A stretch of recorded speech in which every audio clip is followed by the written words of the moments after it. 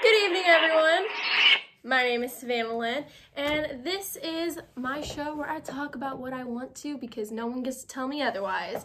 So, today, as you can tell, I'm dressed in some of my Jedi robes because Mandalorian Season 3 just came out yesterday, and I am really excited about it.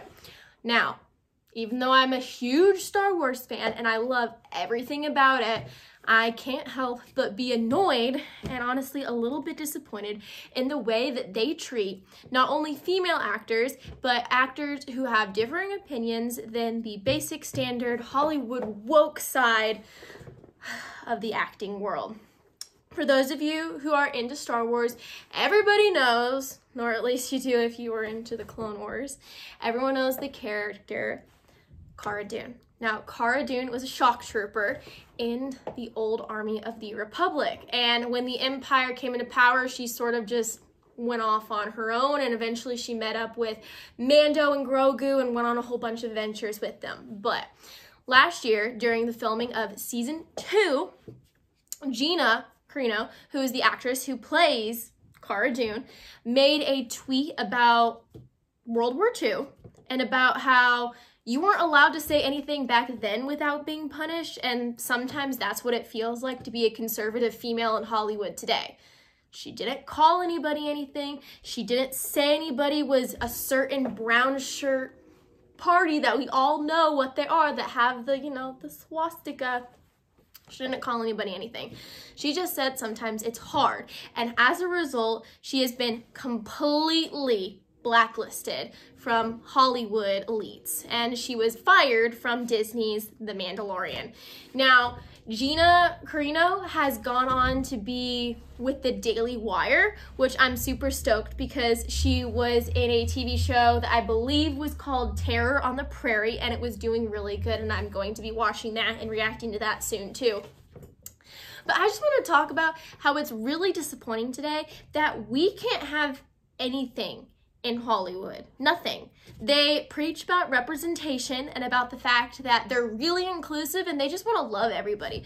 But when somebody has the audacity to say that they have a differing opinion than them, I mean, all bets are off. They get fired, they get ostracized, they get blacklisted, and it doesn't seem like there's anything that anybody can do about that these days. And it's disappointing as a conservative woman because I see no representation for anybody like me in media. Now, somebody would say that, you're a woman or you're white. There's plenty of representation for you. Well, the way that I see it, there's really nobody out there who is like me in movies or perpetrated in TV shows and online. I'm a Southern girl. I'm from Texas. I'm a conservative. I'm a Christian.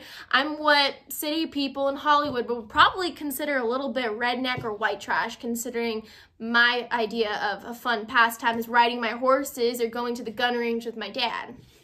You don't get to see that in Hollywood, especially when you're vocal about those opinions.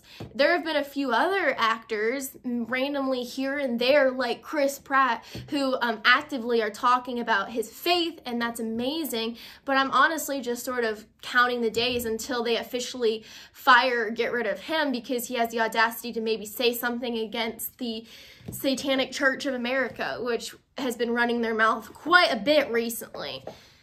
But in other senses of the word inclusivity, you also can be fired for not only what you say or what you believe, but you also can be apparently fired for not being quote-unquote inclusive enough. Now, what does this mean? You're probably thinking, well, yeah, you should be fired if you're not being tolerant and inclusive to everybody. Well, first of all, I don't have to be inclusive for everyone, and the same thing for Disney. They don't have to be inclusive, but it's just irony when they say that they are so inclusive and so loving and tolerant, but then they literally murder everybody who has the audacity to just say something a little bit different.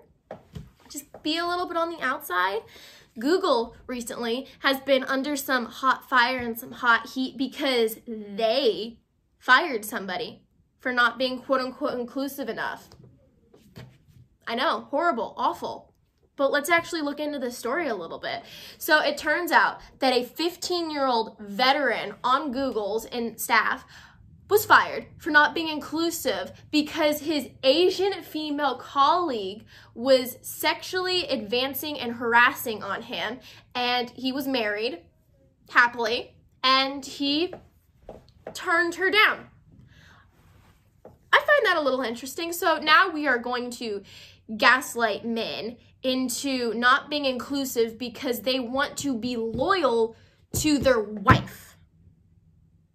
Anyone else see how that maybe could be a little bit hurtful towards women and feminism?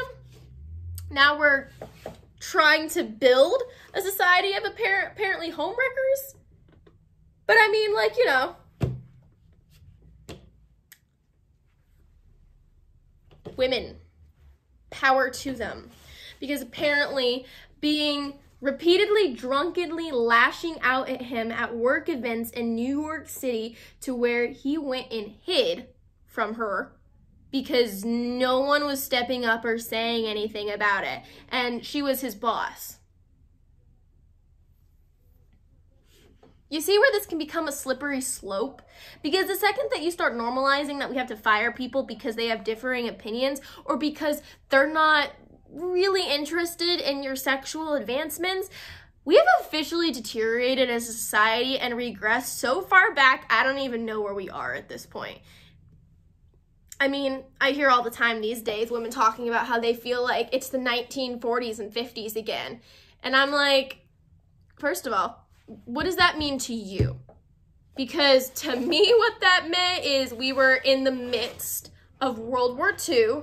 American patriotism was particularly at an all-time high, and women were striving leaps and bounds in the workforce at home because literally all their men were at war. So I think that was a pretty progressive time for women and actually pushed us forward. If you could say that there could be something good that came out of World War II, I would say that it was probably the progression of women and their rights because, oh, lo and behold, now we got the 19th Amendment and we're able to vote, which some people today say is the downfall of this country. Agree to disagree? I don't know. Maybe. I think that humanity has the ability to all be stupid, no matter what 87 genders that you identify with are today. But I mean, you can read headline after headline. Speaking of which, there was a drag queen that was invited to a elementary school. So, you know, normal stuff that every elementary age kid should be seeing. A stripper. And he kicked the child out of the class because the child said that there was girls and there was boys and that there wasn't an in-between. And the drag queen got mad at him and threw him out. It's just interesting. It's just interesting. I'm just saying, we're firing strong women because they just said that sometimes it's hard for them to be who they are because they get attacked.